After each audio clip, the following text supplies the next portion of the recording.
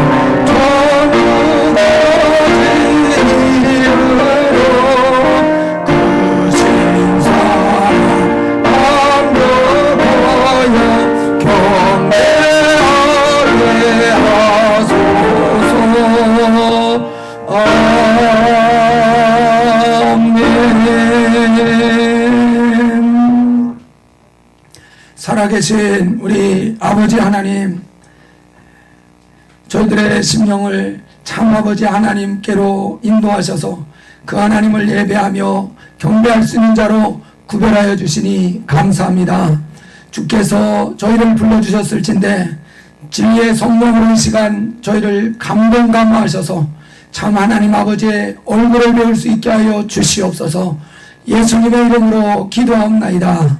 아멘. 하늘에 계신 우리 아버지여, 이름이 거룩히 여김을 받으시오며 나라가 임하옵시며 뜻이 하늘에서 이룬 것 같이 땅에서도 이루어지이다. 오늘날 우리에게 일용할 양식을 주옵시고 우리가 우리에게 죄 지은 자를 사하여 준 것 같이 우리의 죄를 사하여 주옵시고 우리를 시험에 들게 하지 마옵시고 다만 악에서 구하옵소서. 나라와 권세와 영광이 아버지께 영원히 있사옵나이다. 아멘. 457장 내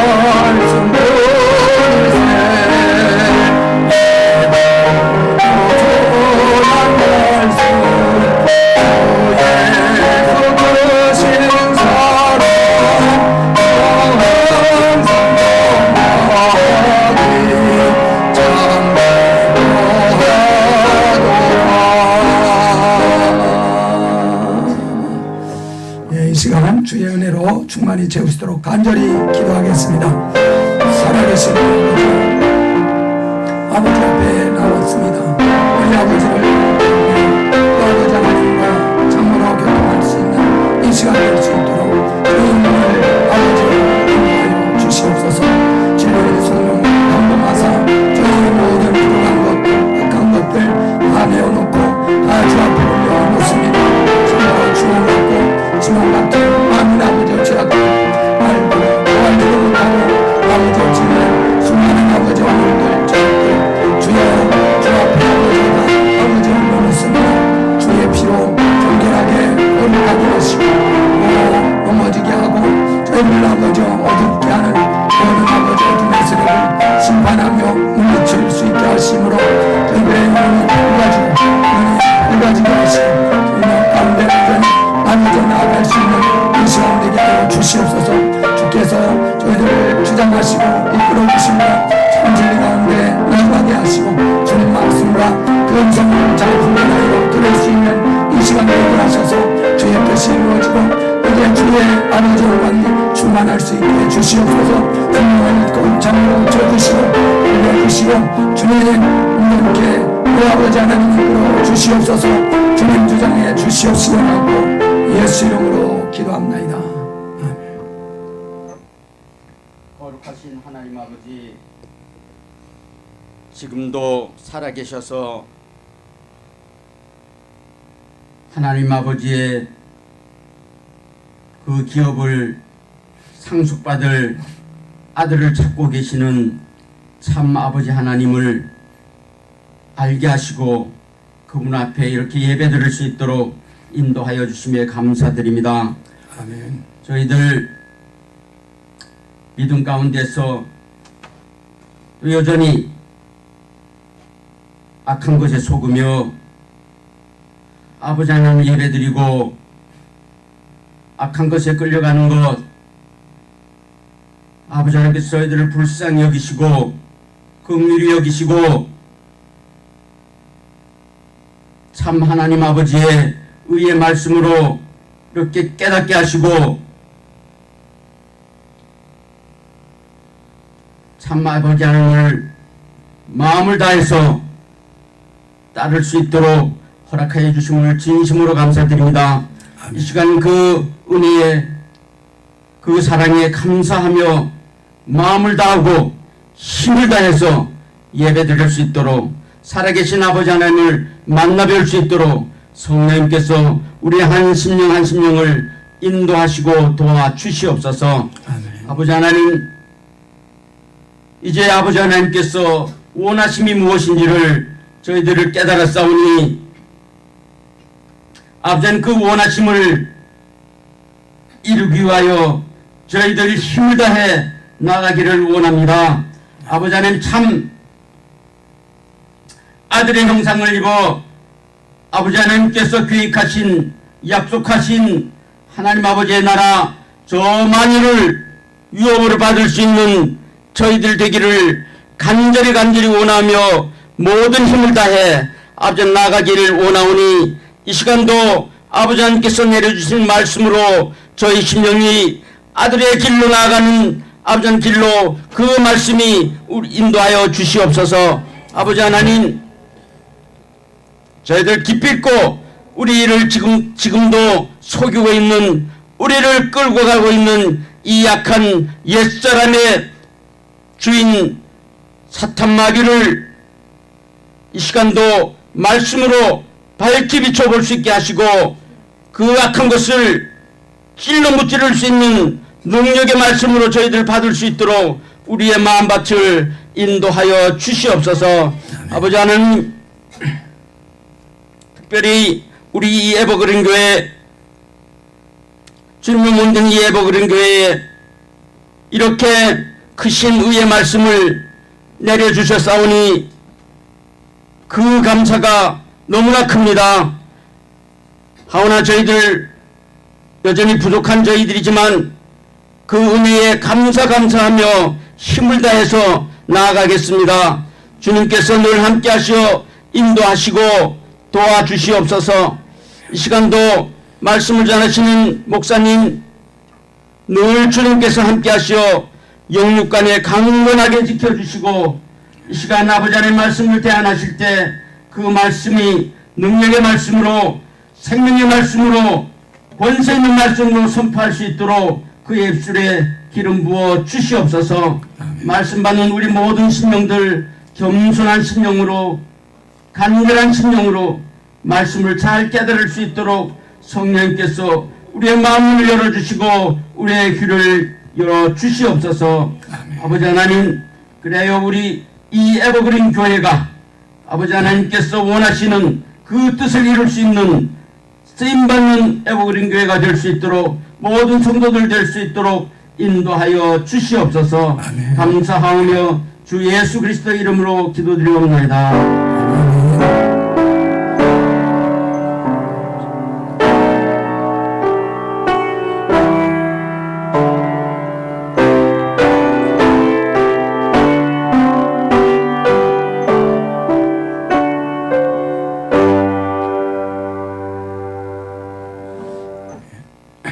우리 성시교독 시편 23편입니다. 교독하겠습니다. 여호와는 나의 목자시니 내게 부족함이 없으리로다. 그가 나를 푸른 풀밭에 누이시며 쉴만한 물가로 인도하시는도다. 내 영혼을 소생시키시고 자기 이름을 위하여 의의 길로 인도하시는도다. 내가 사망의 음침한 골짜기로 다닐지라도 해를 두려워하지 않을 것은 주께서 나와 함께 하시니라. 주의 지팡이와 막대기가 나를 향하게 하시나이다.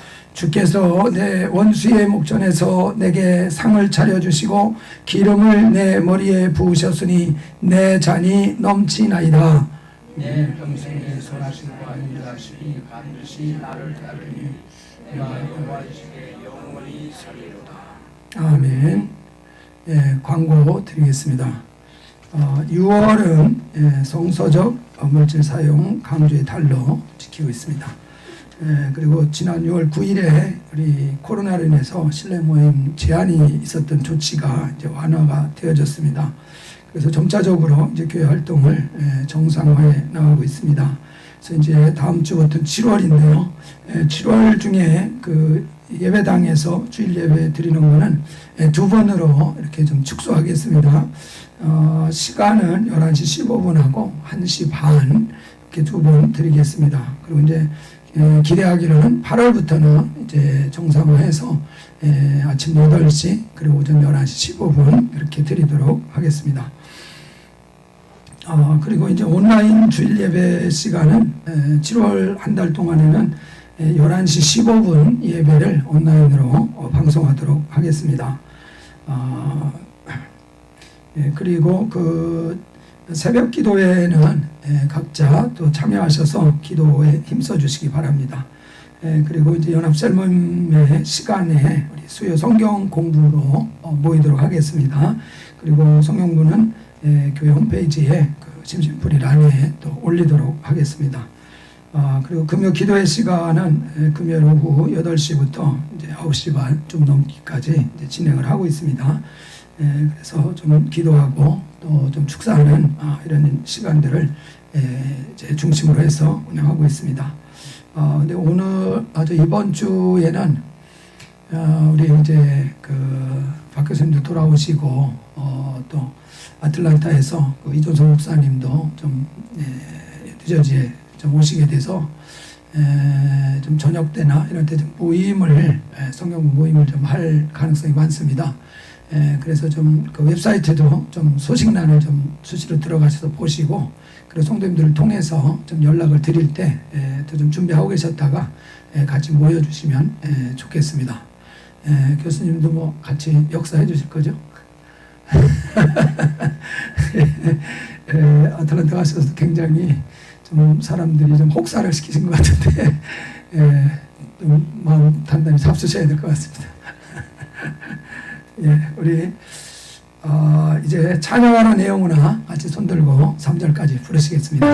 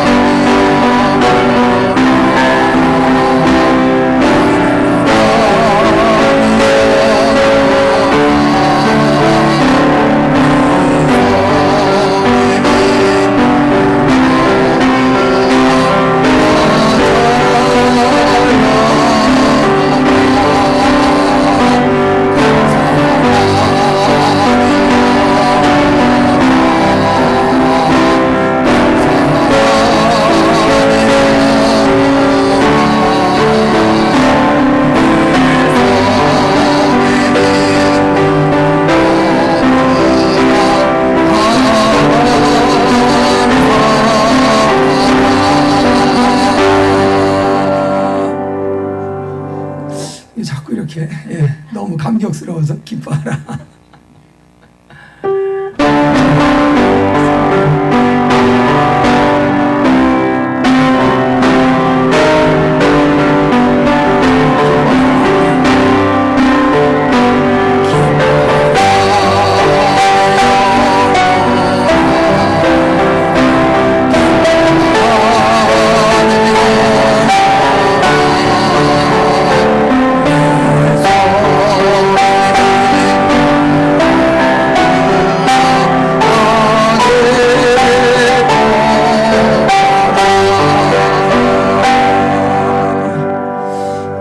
주변 분이랑 이렇게 보시면서 눈으로 인사를 좀 나누시고, 눈으로 말해요. 사랑합니다. 잘 다녀오셨습니까? 먼 길. 감사합니다. 자, 우리 이제 하나님 말씀 보겠습니다. 이 에스겔서 9장입니다.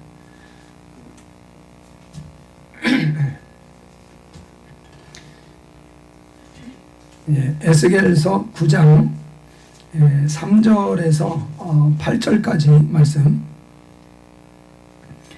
전체적으로 같이 합독하도록 하겠습니다. 구약성경 1160페이지 정도에 있습니다. 에스겔서 9장 3절에서 8절까지 같이 합독하겠습니다. 구룹에 머물러 있던 이스라엘 하나님의 영광이 성전 문지방에 이르더니 여호와께서 그 가는 베옷을 입고 서기관의 먹그릇을 찬 사람을 불러 여호와께서 이르시되 너는 예루살렘 성읍 중에 순행하여 그 가운데에서 행하는 모든 가증한 일로 말미암아 탄식하며 우는 자의 이마에 표를 그리라 하시고 그들에 대하여 내 귀에 이르시되 너희는 그를 따라 성읍 중에 다니며 불쌍히 여기지 말며 긍휼을 베풀지 말고 쳐서 늙은 자와 젊은 자와 처녀와 어린이와 여자를 다 죽이되 이마에 표 있는 자에게는 가까이 하지 말라. 내 성수에서 시작할지니라 하시매 그들이 성전 앞에 있는 늙은 자들로부터 시작하더라. 그가 또 그들에게 이르시되 너희는 성전을 더럽혀 시체로 모든 뜰에 채우라. 너희는 나가라 하시며 그들이 나가서 성읍 중에 침매라. 그들이 칠 때에 내가 홀로 있었는지라. 엎드려 부르짖어 이르되 아하 주 여호와여 예루살렘을 향하여 분노를 쏟으시오니 이스라엘의 남은 자를 모두 멸하려 하시나이까. 아멘. 이 성경 말씀은 우리 영혼의 거울입니다. 그래서 이 말씀을 잘 보시면은 내 영혼의 상태를, 내 영혼의 모습을 정확하게 이렇게 살펴볼 수 있습니다. 내 영혼의 상태, 그 모습을 정확하게 진단하는 것이 매우 중요합니다. 진단을 정확하게 해야 그 해결책을 정확하게 찾을 수 있기 때문에 그렇습니다. 이게 진단이 잘못되면은 처방이 잘못될 수밖에 없고, 처방이 잘못되면은 병이 안 낫습니다. 문제가 해결될 수 없습니다. 그래서 우리가 성경 말씀을 통해서 우리 영혼이 어떤 현재 내 영혼이 어떤 상태인가, 어떤 모습인가, 이것을 잘 진단을 하는 것이 내 영혼이 어떻게 보면 죽느냐 사느냐를 절대적으로 좌우할 것입니다. 우리 정말 의사이신 우리 교수님이시지만은 진단을 정확하게 하시기 때문에 굉장히 정말 유능하고 또 유명한 그런 의사 선생님이 되신 거 아니겠습니까? 그래서 우리가 우리 영혼을 정확하게 진단하는 그 일을 잘못하게 되면은 결국은 우리 영혼이 실패할 수밖에 없고 망할 수밖에 없습니다. 우리 영혼이 실패하고 망한다 그러면은 그 사람 인생 자체가 실패하고 망한 것이 되어버리고 말 것입니다. 그렇습니까? 아무리 육신의 그 삶이 성공적인 모습으로 보인다 할지라도 그 영혼의 모습이, 그 영혼이 실패한다 그러면 그 사람은 진짜 실패한 것이기 때문에 그렇습니다. 그래서 우리가 이 말씀을 통해서도 우리의 영혼의 상태, 그 모습을 오늘도 정확하게 잘 진단하고, 그래서 우리가 어떠한 모습인가를 깨달아서 우리 영혼이 나아갈 길을 또 분명하게 찾게 해주는 이런 그 말씀이 될 수 있기를 바랍니다. 오늘 읽은 이 말씀은 이 에스겔 선지자가 기록한 말씀인데요. 이 에스겔 선지자 같은 경우에는 어느 시대 때 사역을 했던 사람이냐면 유다 왕국이 바벨론에 의해서 멸망할 그때에 사역을 했던 선지자입니다. 특별히 이 유다 왕국이 바벨론에 의해서 멸망을 할 때 3번의 그 침략을 받습니다. 그래서 완전히 성전도 회파되고 나라라는 자체가, 그 유다 왕국이라는 그 자체가 이제 없어져 버리는 이런 그 완전한 이제 패망이 이제 이루어지고 맙니다. 그래서 이 바벨론이 이 유대 왕국을 맨 처음 침략해 왔을 때가 BC 한 605년으로 계산하고 있습니다. 그리고 나서 이제 한 8년 뒤에 2차 바벨론의 그 침략이 있었습니다. 바로 이 2차 침략 때에 이 에스겔이 포로로 잡혀가게 됩니다. 이 에스겔 같은 경우는 에스겔서 1장에도 보면 나오는데 이 부시의 아들이라고 나옵니다. 미국에 옛날에 부시 대통령이 있었죠. 그 부시의 아들 제사장 에스겔 이렇게 나오고 있습니다. 그래서 이스라엘이 유대 왕국이 망하지 않고 그냥 성전이 그대로 보존이 되고 있었다면은 아버지를 이어서 제사장 역할을 했을 그런 사람이 바로 에스겔이었습니다. 그런데 나라가 망하는 바람에 바벨론에 포로로 잡혀가 버리고 말았습니다. 그리고 나서 포로로 잡혀간 뒤에 한 5년 뒤부터 하나님께서 이제 말씀을 주셔서 예언을 하는 선지자로서 활동을 이제 하게 됩니다. 그러니까 그 활동하는 것이 사실은 바벨론 그 수도인 그곳에 그발강가라고 이렇게 나오는데 그곳에서 있으면서 이제 주님의 일을 하게 됩니다. 그때에 이 에스겔이 본 많은 환상들 이런 것들 그리고 하나님부터 받은 말씀들 그것을 기록한 것이 이 에스겔서입니다. 이때에 에스겔에게 보여준 것은 유다 왕국이 완전히 멸망할 것이라는 그런 그 예언이었습니다. 그러니까 2차 포로로 잡혀간 뒤에도 성전이 완전히 없어지진 않았었습니다. 그래서 남은 사람들이 성전에서 이전하고는 같진 않지만은 미약하지만은 그래도 성전 제사를 대충 이렇게 드릴 수도 있었고, 그리고 나라라는 것이 그 형태는 그대로 좀 있어서 유대 사람이 왕이 있고, 그래서 그 어떤 조직이 정부 조직이 있어서 나라가 어쨌든 형식적이긴 하지만 바벨론의 속국이는 하지만은 그대로 형태가 남아 있었습니다. 근데 에스겔 선지자가 본 환상은 그것까지도 완전히 다 없어질 것이라는 그 예언을 한 것입니다. 그래서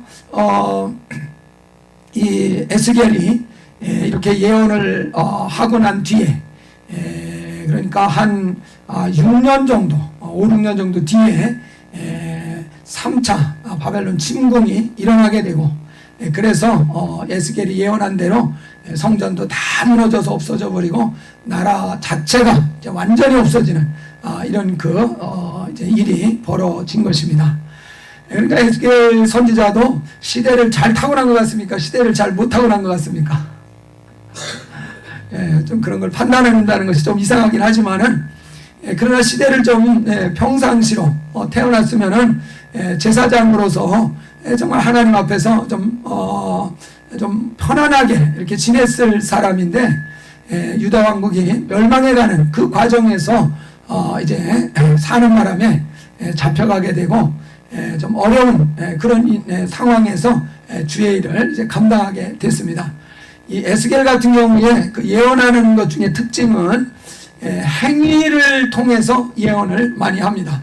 오른쪽으로 누워서 유다의 죄를 감당하고 오른쪽으로 누워서 이스라엘의 죄를 감당하는 이런 그 행위를 통해서 예언을 하기, 그런 일들을 많이 하고 있습니다.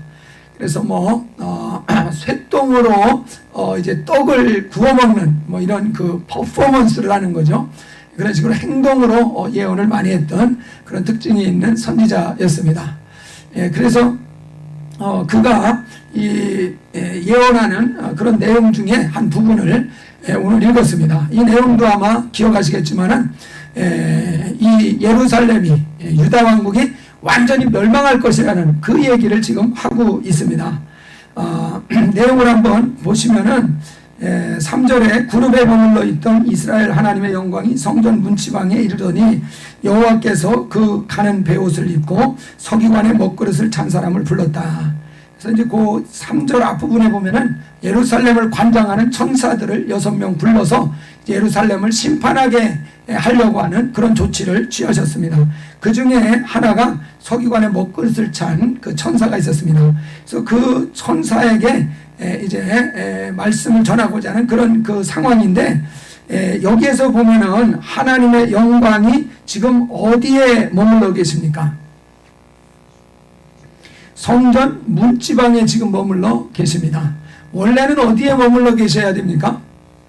지성소 안에 머물러 계셔야 되죠. 지성소 안에 그룹 사이에 좌정하시고 계셔야 될 하나님의 그 영광이 그곳에 계시지 않고 그곳을 떠나서 성전 이 문지방에 지금 있습니다. 이 성전 문지방이라는 것은 성소를 들어가려면은 바깥에서 성소를 들어가려면은 문을 열고 들어가야 되지 않습니까?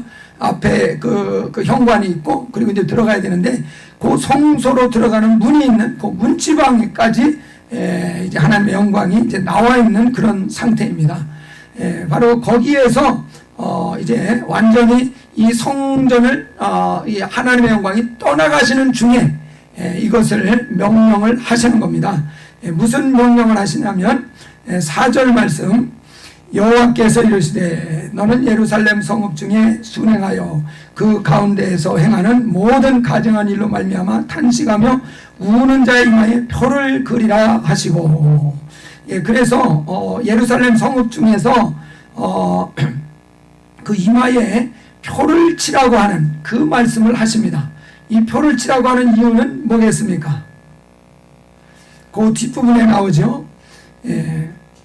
이 5절에 보면은 그들에 대하여 내 귀에 이르시되 너희는 그를 따라 성읍 중에 다니며 불쌍히 여기지 말며 긍휼을 베풀지 말고 쳐서 늙은 자나 젊은 자와 처녀와 어린이와 여자를 다 죽이되 그럽니다.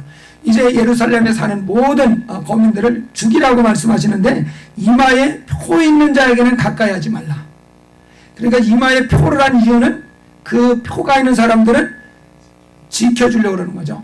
그들은 보호하고 그 심판에서 그 멸망에서 그들을 건질 사람을 표를 하게 한 것입니다. 그래서 먼저 다 심판을 하는 과정 속에서 심판을 속에서 보호를 하려고 하는 그 사람들에게 이제 이마에 인을 치도록 이렇게 말씀을 하신 것입니다. 그래서 인을 친 사람만 보호받고 나머지는 전부 다 이제 심판을 받게 되는 그런 일이 일어나게 됩니다. 여기에서 이 4절에 이마에 표를 그리라 이렇게 말씀하셨는데 그 표에 보면은 나나주가 달려 있습니다. 이 개역 개정 같은 경우는 1번이라고 나나주가 달려 있는데 그 나나주를 읽어보면은 히브리어 문자 타우를 가르친다 이렇게 말하고 있습니다.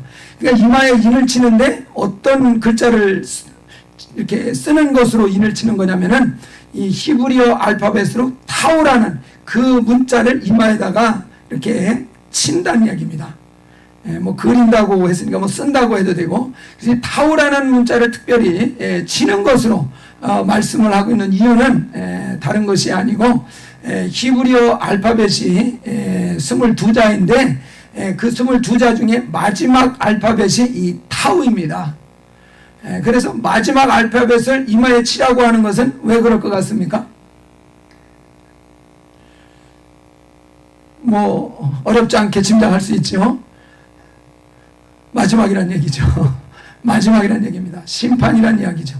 그래서 예수님도 처음과 마지막, 처음과 나중이요, 알파와 오메가라 이렇게 말씀하시죠. 이 알파와 오메가는 그리스어의 알파벳에서 첫 글자가 알파고 마지막 글자가 오메가였습니다. 그런 것처럼 이제 히브리어로 이 알파벳의 첫 번째 알파벳은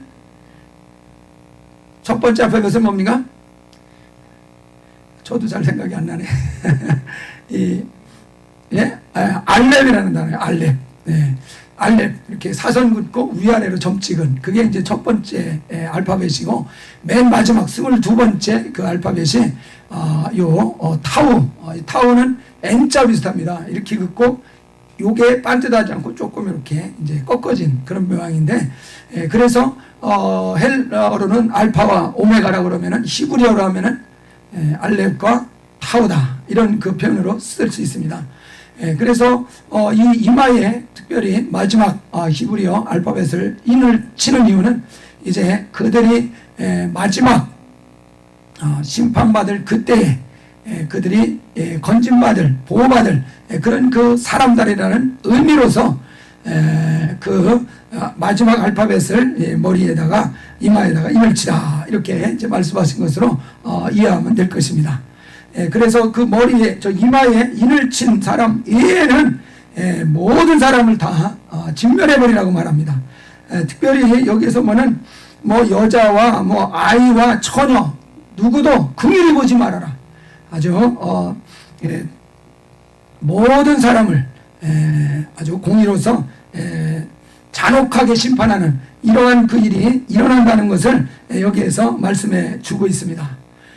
그런데 여기에서 보면은 어디서부터 이 심판을 하라고 얘기하고 있냐면은 6절 말씀에 보면은 뒷부분에 보면은 그들이 6절에 보면은 늙은 자와 젊은 자와 처녀와 어린이와 여자를 다 죽이되 이마에 표 있는 자에게는 가까이 하지 말라. 그 다음에 보시면은 내 성소에서 시작할지니라 하시니, 그들이 성전 앞에 있는 늙은 자들로부터 시작하니라, 이렇게 나오고 있습니다. 그래서 심판의 시작은 어디서부터 하느냐? 성소에서부터 시작합니다. 그래서 7절 말씀에 보면은 그가 또 그들에게 이르시되 너희는 성전을 더럽혀 시체로 모든 뜰에 채우라 그랬습니다. 여기서 시체로 모든 뜰에 채우라는 것은 시체가 되려면 죽여야 되잖아요. 그러니까 성전 뜰에 있는 사람들부터 심판해서 죽이라는 그 말씀을 하고 있는 것입니다. 여기서 말하는 뜰은 어디를 얘기하는 거냐면 번제단이 있는 그 뜰을 이야기합니다. 그것을 우리가 더 정확히 알 수 있는 것은 그 8장 16절 말씀을 보면은 좀 분명하게 알 수 있습니다. 16절 한번 같이 읽어볼까요? 에스겔서 8장 16절 시작. 그가 또 나를 데리고 여호와의 성전 안뜰에 들어가시니라. 보자 여호와의 성전문 곧 현관과 제단 사이에서 약 25명이 여호와의 성전을 등지고 낯을 동쪽으로 향하여 동쪽 태양에게 예배하더라. 이 태양신을 지금 섬기고 있는 사람들이 한 25명이 있는데, 이 사람들이 태양신을 섬기는 장소가 어딘지를 말하고 있습니다. 그 장소가 어디냐면은 여호와의 성전, 여기서 말하는 성전은 성소와 지성소가 있는 그 건물을 얘기하는 겁니다. 그 성전문 곧 현관이라고 그랬죠. 그 현관과 그리고 제단이라고 그랬습니다. 짐승을 잡아서 번제로 드리는 그 제단이 있고, 여기에 제단이 있다면은 그 뒤에는 이제 성전이 있는 겁니다. 그 제단과 그 성전 현관문 사이에서, 그러니까 성전 뜰에서 이 사람들이 하나님을 예배하는 게 아니라 누구를 예배하고 있습니까? 태양신을 예배하고 있는 겁니다. 다른 데도 아니고 하나님을 예배해야 되는 장소에서 태양신을 숭배하고 있으니까 더 다른 장소에서 이방신을 섬기는 사람이 더 악하겠습니까? 하나님 성전의 그 뜰에서 이방신을 섬기는 것이 더 악하게 보이겠습니까? 이건 더 악한 것이죠. 이건 더 악한 것입니다. 예수 믿으면서 죄를 짓는 것과 예수를 안 믿으면서 죄를 짓는 것과 어떤 사람의 죄질이 더 나쁜 것입니까? 판단이 되죠. 그러면은 불신자보다 믿는 사람들이 더 먼저 하나님 앞에 심판을 받는다는 것이 아마 이해가 갈 것입니다. 정말 성전 뜰에서 태양신을 섬기는 이런 그 일들을 하고 있는 것이 가장 하나님 앞에서 첫 번 심판의 대상이 되고 있습니다. 그래서 마지막 때에도 분명히 심판이 어디서부터 이루어진다고 그랬습니까? 베드로전서 4장 10절에 보면 하나님의 집에서부터 먼저 심판을 하게 된다고 그랬습니다. 하나님의 집에서부터 심판하는 것이 그냥 우연히 이루어지는 것이 아니라 그만큼 하나님 앞에서 더욱 심판을 받아야 될 그런 심각한 죄 아래에 있는 자들이기 때문에 그렇게 하는 것인 줄 믿습니다. 정말 이 제단과 성전 사이에서 거기서 하나님을 섬겨야 될 사람들이 오히려 성전을 뒤로하고 태양을 섬기는 이런 숭배하는 이런 일을 하고 있습니다. 그렇기 때문에 하나님께서는 성소부터 심판을 하라고 말씀을 하신 것이고, 그 성소부터 심판하라는 얘기는 그 성소가 어디를 얘기하는 거냐, 바로 이 제단과 성전 문이 현관문이 있는 그 사이, 그러니까 제단이 있는 그 뜰을 이야기하는 것입니다. 우리가 히브리서 11장에서도 보면은 두 증인이 활동하는 이야기가 나오는데, 거기서도 이제 성전 바깥 마당은 측량하지 마라, 그것을 이방인에게 줬다. 그래서 42달 동안 이방인에 의해서 밟히게 될 것이다 이야기하고 있습니다. 거기서 성전 밖 마당이라고 하는 것도 그때 말하는 성전도 나오스라고 되어 있습니다. 우리가 알죠? 헬라어로 성전이라는 용어는 두 개가 있어요. 히에론이라는 성전이라는 단어가 있고, 나우스라고 하는 성전에 해당하는 단어가 두 개가 있습니다. 히에론이라고 하는 것은 이 성전의 그 물리적인 그 건물을 얘기하는 겁니다. 그래서 성전의 단까지도 다 포함한 것이 이제 히에론이고, 성소와 지성소 건물이 있는 그 건물이 있는 그 성전을 얘기할 때는 나우스라는 표현을 씁니다. 그래서 너희가 하나님의 성전인 것과 하나님의 성전이 너희 안에 거하시는 것을 알지 못하느냐, 그때도 히에론이 아니고 나우스입니다. 그러니까 너희들이 하나님의 성령이 거하는 전이라는 얘기입니다. 그러니까 우리가 지성소라고 말을 하고 있는 것입니다. 그래서 여기에 그 계시록 11장에서도 성전 밖이라고 할 때 그 성전은 나우스입니다. 그래서 성소와 지성소가 있는 건물 밖이기 때문에 그것은 제단이 있는, 번제단이 있고 물두멍이 있고 한 그 뜰을 이야기하는 것입니다. 그래서 이 에스겔서에서도 성소서부터 심판을 하라고 하는 이런 말씀들을 보면은 분명하게 어딘지를 파악을 할 수가 있죠. 그리고 이들이 먼저 심판을 받아야 된다는 것이 마땅하다는 거 분명히 이해할 수 있을 것입니다. 마땅히 하나님을 섬겨야 될 그곳에서, 구별된 곳에서조차 하나님이 아니라 우상을 섬기는 일을 하기 때문에 마땅히 먼저 심판을 받는 그런 일이 이루어지고 있습니다. 그래서 이렇게 이제 심판이 이루어지는 것을 말씀하시고 나서 이제 성전 문 현관에 하나님의 영광이 머물러 있다가 이 말씀을 하신 다음에 그 다음에 성전 문 거기에서도 더 멀리 이제 떠나십니다. 그래서 이제 10장으로 넘어가서 보시면은 이 10장 18절 18절 19절 한번 같이 읽어보겠습니다. 시작. 여호와의 영광이 성전 문지방을 떠나서 그룹들 위에 머무르니 그룹들이 날개를 들고 내 눈앞에 땅에서 올라가는데 그들이 나갈 때에 바퀴도 그 곁에서 함께 하더라. 그들이 여호와의 전으로 들어가는 동문에 머물고 이스라엘 하나님의 영광이 그 위에 덮였더라.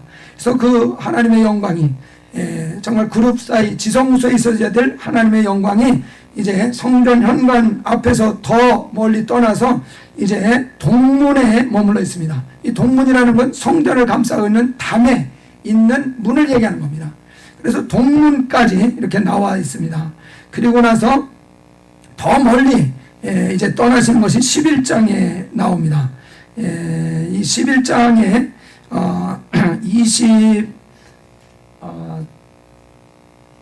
22절 23절 한번 보겠습니다. 그때에 그룹들이 날개를 드는데 바퀴도 그 곁에 있고 이스라엘 하나님의 영광도 그 위에 덮였더니 여호와의 영광이 성읍 가운데에서부터 올라가 성읍 동쪽 산에 머물렀다. 이렇게 말합니다.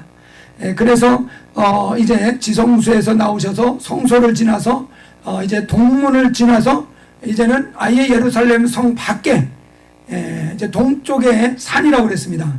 보통 동쪽에 감람산이 있거든요.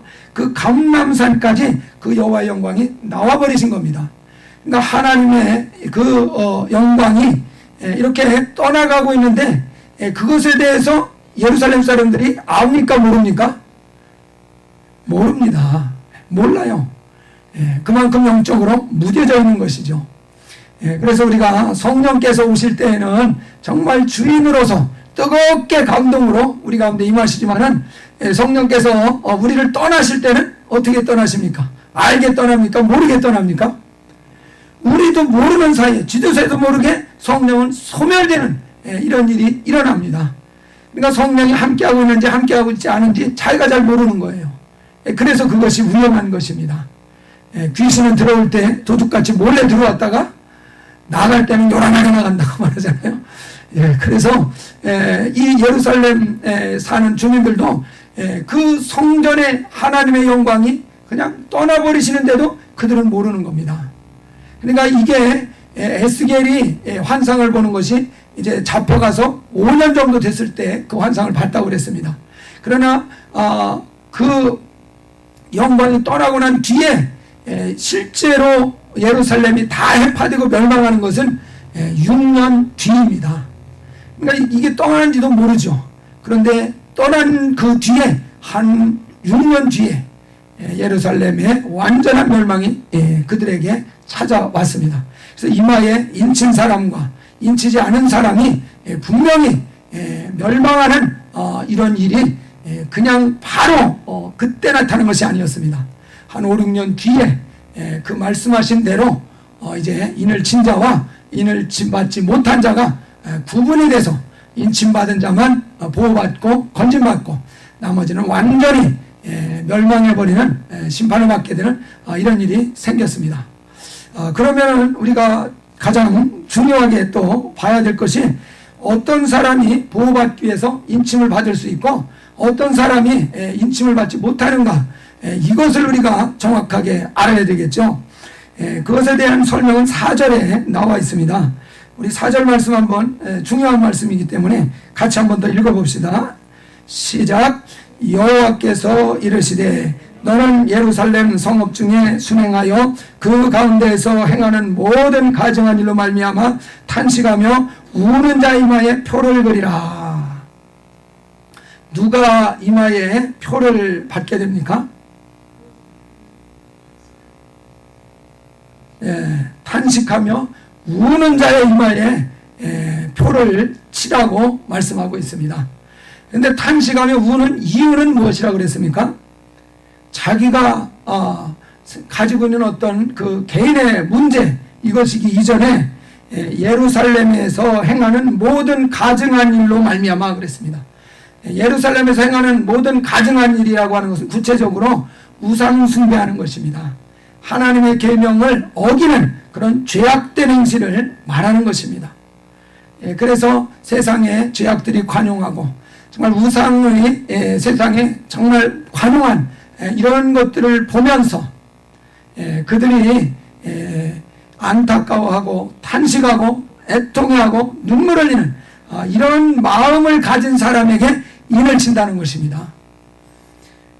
여러분, 마지막 때 말세에 인을 칠 사람은 어떤 사람을 인을 칠 것 같습니까? 이 말씀대로라면 누구를 인을 치겠습니까? 탄식하며 우는 자들을 인을 친다는 것입니다. 여러분, 인을 받을 수 있는 안정권에 들어가 있습니까? 그렇지 않습니까? 분별이 잘 안 되십니까? 내가 지금 탄식하고 울고 있는 나를 봐야죠. 그냥 내가 사업에 실패해서 내가 정말 마음이 아파서 그것으로도 우는 것이 있겠지만 특별히 정말 이 죄악이 세상에 관용한 이런 상황, 하나님의 영광이 정말 땅에 떨어지고 그 하나님의 말씀이 사람들로부터 외면당하는 이런 그 시대를 바라보면서 정말 하나님의 그 심정, 하나님의 그 마음이 자기 안에 정말 느껴져 가지고 그래서 탄식하면서 정말 하나님 앞에서 애통하면서 긍휼히 여겨주시고 불쌍히 여겨주실 것을 부르짖는 이런 사람이 이마의 인을 받는다는 것입니다. 다니엘 같은 경우를 생각하게 됩니다. 그가 예레미야의 서책으로 말미암아 이 예루살렘의 멸망이 70년으로 맞춰진다는 사실을 깨달았습니다. 그랬을 때에 다니엘 같은 경우 어떤 행동을 취합니까? 이제 조금 있으면 우리가 다시 나라가 회복되는구나, 신난다, 그러지 않았습니다. 오히려 깨닫자마자 금식하고 베옷을 입고 재에 앉아서 부르짖어 회개하는 그런 모습을 보였습니다. 왜 그런 모습을 보였을 것 같습니까? 이제 예루살렘의 멸망이 70년으로 끝나고 회복이 될 때가 됐다는 것인데 왜 부르짖어서 회개를 하고 있습니까? 왜 그런 것 같습니까? 기뻐해야 될 시기 아닙니까? 이제 해방이 된다는데, 파리로 해방 맞이했을 때 다 기뻐했지 않습니까? 해방 맞이했을 때 애통하며 눈물을 흘리며 회개한 사람이 있었습니까? 근데 다니엘은 그 때가 됐다는 것을 알고서 회개하고 있습니다. 다니엘이 깨달은 것은 70년으로 마친다는 것이지만은 왜 70년 동안 예루살렘이 멸망해서 바벨론의 포로 생활을 하게 되었는가, 그것을 생각한 것이죠. 하나님 앞에서 자기들이 올바로 서 있었다면 이런 포로 생활을 겪지 않아도 되는데, 하나님 앞에 자기들이 죄를 범함으로 인해서 이렇게 70년 동안 포로 생활을 하고, 70년 동안 포로 생활을 하니까 유대인들만 망신입니까? 하나님은 어떻습니까? 하나님도 망신이죠. 하나님도 망신이죠.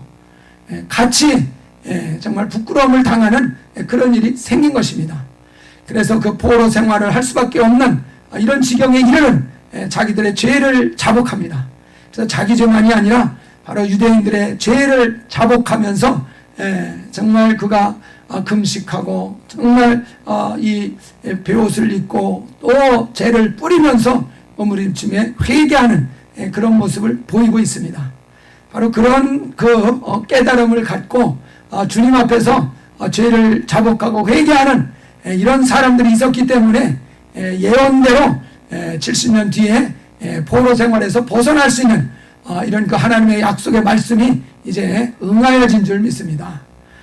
바로 이런 그 모습을 보였습니다. 예수님은 어떠십니까? 예수님께서 나귀를 타고 예루살렘으로 입성을 하신 것을 다 아실 겁니다. 대제적으로 환영을 받으면서 입성을 하셨지만은 막상 예루살렘 성 가까이 가셨을 때 그 예수님께서는 어떤 반응을 보이셨습니까? 누가복음 19장에 나오죠. 한번 찾아보겠습니다. 누가복음 19장 41절 이하에 한번 같이 44절까지 읽어보도록 하겠습니다. 누가복음 19장 41절 이하입니다. 가까이 오사 성을 보시고 우시며 이르시되 너도 오늘 평화에 관한 일을 알았더라면 좋을 뻔하였거니와 지금 내 눈에 숨겨졌도다. 날이 이를지라 네 원수들이 토둔을 쌓고 너를 둘러 사면으로 가두고 또 너와 및 그 가운데 있는 네 자식들을 땅에 메어치며 돌 하나도 돌 위에 남기지 아니하리니 이는 네가 보살핌을 받는 날을 알지 못함을 인함이니라 하시니라. 여기에서 보면은 예수님께서 예루살렘 성에 가까이 도착하셔서 그 성을 보시고서 무슨 반응을 보이셨어요? 울으셨습니다.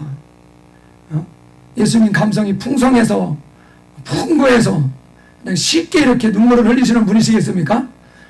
그렇지 않으실 겁니다. 그 예수 그리스도께서 울으셨다는 얘기는 이거 보통 일이 아닌 줄 믿습니다.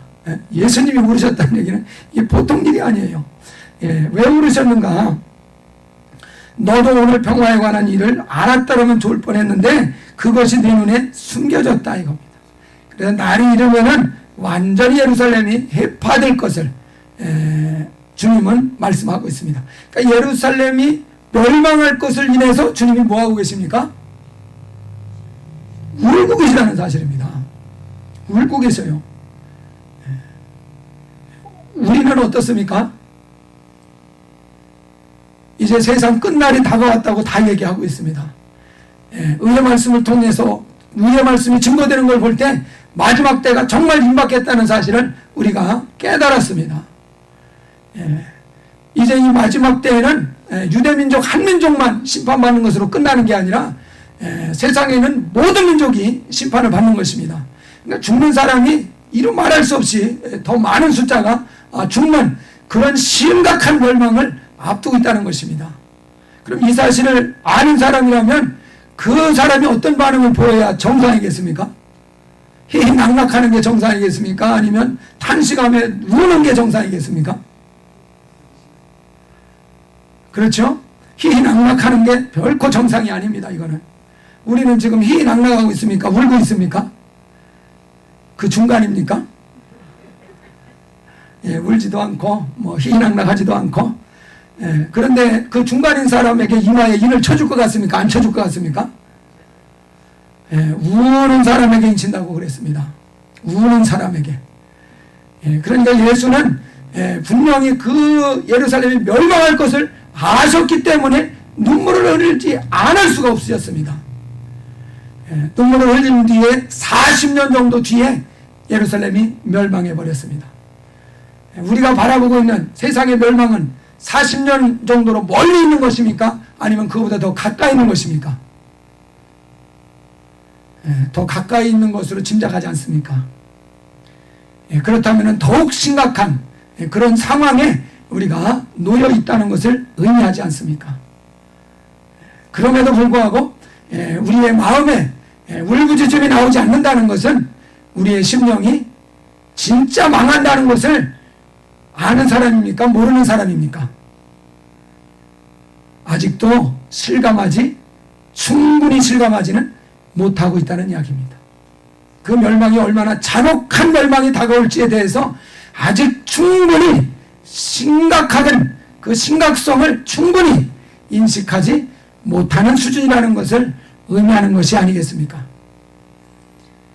그래서 우리가 아직도 울부짖는 그것이 나타나지 않는 것이 아닌가, 우리 자신을 잘 살펴보시기 바랍니다.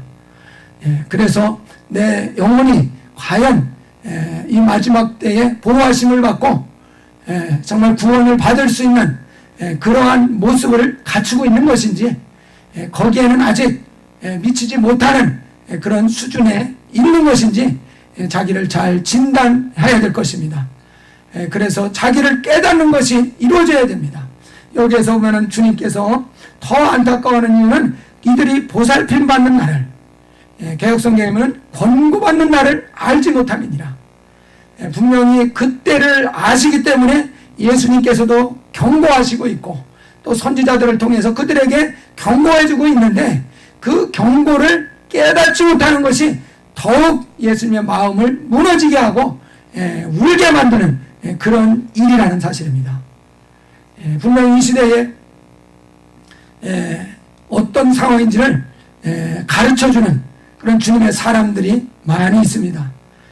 그러나 이러한 사람들의 말이 우리 안에 깊숙이 정말 심령 골수에까지 들어와서 우리 영혼을 깨울 수 있어야 되는데, 아직까지 충분히 우리 영혼이 깨어나지 못했기 때문에 눈물이 나지는 않는 그런 상태는 아닌가 생각을 해보게 되는 겁니다. 분명히 예수께서도 눈물을 흘리셨습니다. 40년 뒤에 예루살렘 성 하나 멸망하는 것 때문에 눈물을 흘리셨습니다. 마지막 때에 모든 민족이 심판받을 그것을 목전에 놓고 있는 그 상황에서 주님은 어떤 것을 하시고 계실까요? 무엇을 느끼고 계실까요?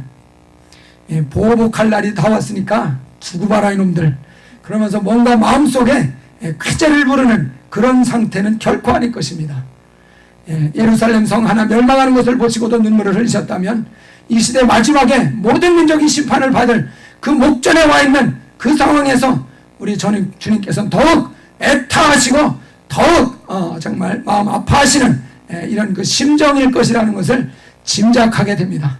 이 짐작이 우리 영혼의 성령으로 정말 확실하게 느껴지고 체험될 수 있기를 바랍니다.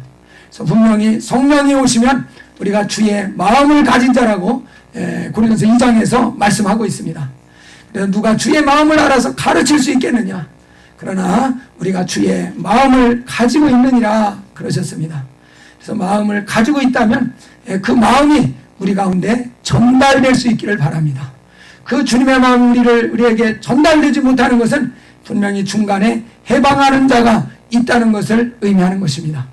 그래서 이 중간에 해방하는 자를 빨리 우리가 심판하고 정말 제거함으로써 주님의 마음이 그대로 우리 안에 전달되어져서 주님의 심장으로 이 시대를 바라볼 수 있고, 그래서 예루살렘의 이 가증을 인해서 탄식하며 우는 자와 같이 이 마지막 시대를 바라보면서 우리도 인침받기에 합당한 이런 모습을, 우리가 이런 반응을 보일 수 있는 이런 참 믿음의 사람 될 수 있기를 주의 이름으로 축원합니다. 기도하겠습니다.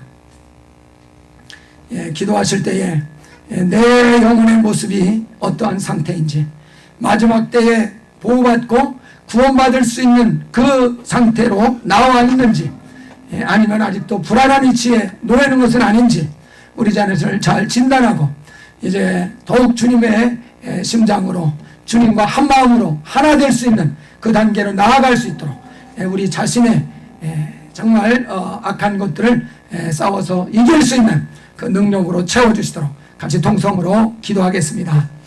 살아계신 우리 하나님 아버지요, 우리가 주의 마음을 가지고 있는 자요, 이제 주님의 그 아버지의 뜻을 깨달은 자요, 의의 말씀을 가지고 이제 저희들에게 허락받은 자인데 이제 그 마음이 주님과 여전히 멀어져 있는 상태는 아닙니까? 이제 여전히 주님의 마음을 헤아리지 못하는 아버지 어린아이와 같은 그 모습을 가지고 있는 저희들 아닙니까? 여전히 아이들과 같이 우리들 안에서 갈등하고 다툼하고 이제 정말 저희들의 그 아버지 문제로 묶여서 아버지 하나님께로 나아가는 그것이 아버지 부족한 모습이 아닙니까?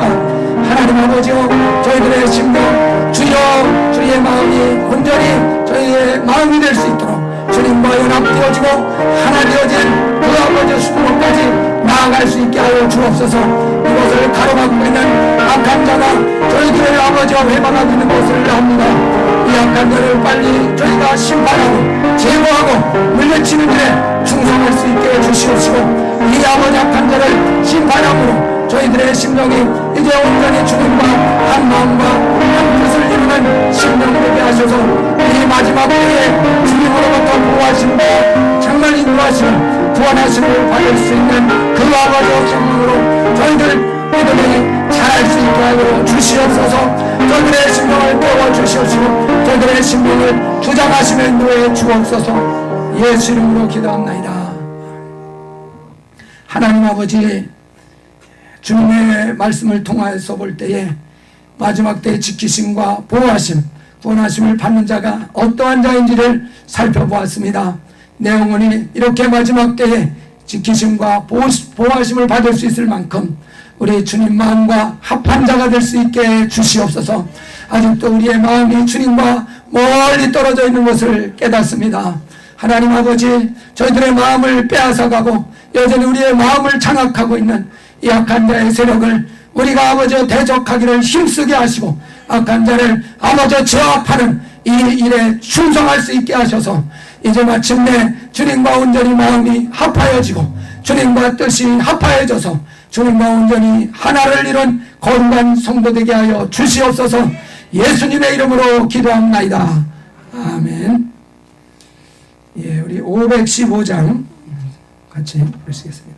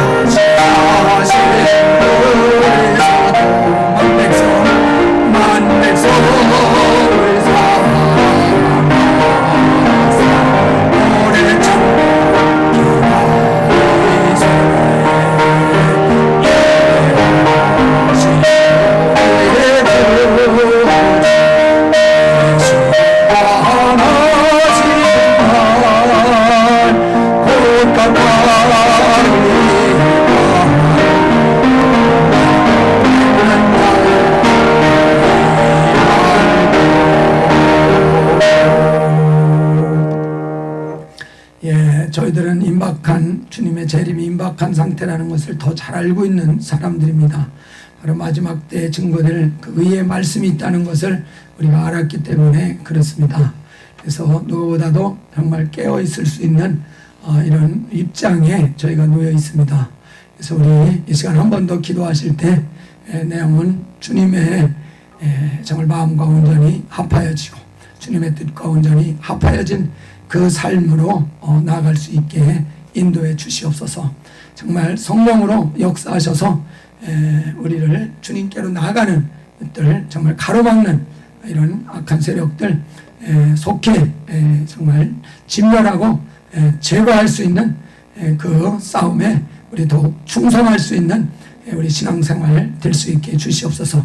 우리 결단한 마음으로 한 번 더 자신과 또 교회를 위해서 또 이 세상 정말 긍휼히 여겨주시고 이때에 우리 할 일을 잘 깨닫고 감당할 수 있는 우리가 되고 교회가 될 수 있도록 우리 한 번 더 기도하겠습니다. 살아계신 우리 하나님 아버지, 이 세상 어두워져가고 점점 그 마지막을 향해서 이제 달려가고 있는 이 아버지 세상을 바라보면서 이제 주님 그 아버지 뜻을 헤아릴 수 있는 올바른 그 아버지 뜻을 헤아릴 수 있는 능력 주시고 주님의 심정이 우리 가운데 정말 느껴져 깨달아 주님의 마음과 주님의 그 심정을 주님 앞에서 정말 행할 수 있는 저희들 되게 하시고 저희 교회 될 수 있게 주시옵소서. 우리 저희들에게 그 말씀을 더해 주셨는데 이제 그 말씀을 통하여서 주님의 뜻을 더 잘 알 수 있게 해주셨는데 오히려 우리의 모습이 더 부끄럽고 주여 그 아버지 참으로 은혜하며 아버지 부족한 그 아버지 그래 아버지 그를 배워주시고 불쌍히 여겨 주시옵소서. 하나님 아버지 깨어있게 주시옵소서. 하나님 아버지 저희들의 영혼이 이와 같이 연약하고 정말 부족하며 악합니다.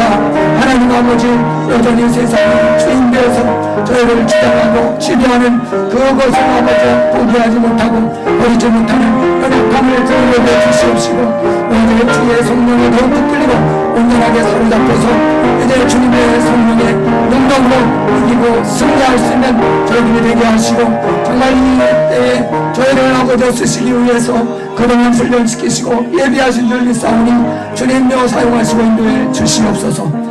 예수 이름으로 기도합나이다. 하나님 아버지, 이 마지막 때에 저희를 쓰시기 위해서 그동안 여러 가지로 훈련하시고 단련하시고 여러 가지로 이제 환난 가운데에서 고통 가운데에서 저희들을 이제 훈련시키신 줄 믿습니다. 하나님 아버지, 이제 그 훈련이 열매를 맺고 결실을 맺는 때가 되어진 줄 믿사오니 이제 저희들의 심령 주의 성령의 능력으로 역사하셔서 이 세상이 다스리고 주장하던 부분들을 완전히 아버지와 할례해버릴 수 있도록 주장하여 주시옵소서. 그래서 이전과는 아버지와 다르게 주님의 마음과 주님의 심장을 가지고 이 세상을 바라보며 정말 단식하며 이 세상을 긍휼히 여겨주도록 주여 울부짖을 수 있는 그 주님의 심장으로 나아갈 수 있는 저희 교회 되게 하여 주시옵소서. 이 때를 위해서 의의 말씀까지도 저희들에게 공개하여 주셨는데 이제 이 말씀을 받았음에도 여전히 우리가 세상적이고 육신적이고 정욕적인 그것을 아버지와 벗어나지 못하고 이제 매여있는 것이라면 누구보다도 더 먼저 하나님 앞에서 책망을 듣고 먼저 심판받을 수밖에 없는 위치에 있는 것이 또한 저희들임을 깨닫습니다. 더욱 깨어있게 하여 주시옵시고 이제 주의 영에 온전히 붙들리고 이끌려서 이 세상을 향하신 주님의 뜻을 잘 분별하고 주님의 심장으로 살아갈 수 있는 자 되게 하여 주시옵소서. 이 주님의 마음을 깨닫기까지 이제 주님의 마음을 가지기까지 다른 것보다 주님 앞에 부르짖어 기도하기를 힘쓸 수 있는 저희들 될 수 있게 하여 주시옵소서. 주님의 마음을 깨닫지도 못하면서 알지도 못하면서 우리가 무엇에 정말 마음을 빼앗기고 무엇이 더 중요한지 모르고 여전히 방황하는 연약한 모습들을 긍휼히 여겨주시고 바로잡아 주시고 이 때를 위해서 예비하신 그 주님의 뜻이 우리를 통해서 막힘이 없이 온전하게 성취되어 갈 수 있게 하여 주시옵소서. 이 시간 주님 앞에 나올 때에 또 주님의 말씀을 순종하여서 예물을 준비하여 올려드린 모든 손길을 기억하시고 드린 바의 예물이 우리 하나님의 기억하시고 즐거이 흥행하신 예물이 되어지고 이제 그 예물로 말미암아 하나님께서 또한 우리의 삶 속에서 필요를 따라 풍성하게 공급하시고 더하시는 역사로 채워 주시옵소서. 예수님의 이름으로 기도합니다. 아멘. 예, 우리 찬송 347장 우리 힘차게 박수하면서 부르시고 마치겠습니다.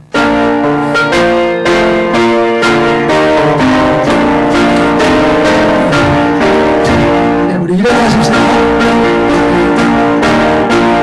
일어나서 같이 합시다.